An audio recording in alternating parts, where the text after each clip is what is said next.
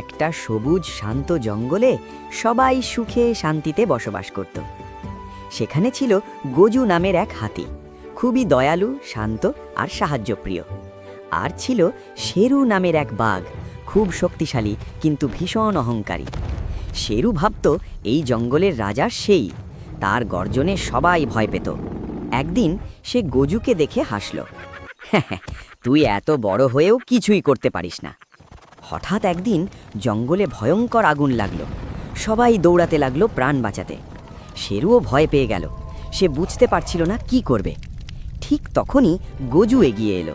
সে নদী থেকে জল এনে আগুন নেভাতে শুরু করলো, এক এক করে সবাইকে নিরাপদ জায়গায় নিয়ে গেল। শেরু চুপচাপ সব দেখছিল। সে বুঝতে পারল তার ভুল। সে গজুর সামনে মাথা নিচু করে বলল, আমাকে মাফ করে দাও। গজু হাসল আর বলল, আসল শক্তি শুধু বল নয়, দয়া আর বুদ্ধিতেই।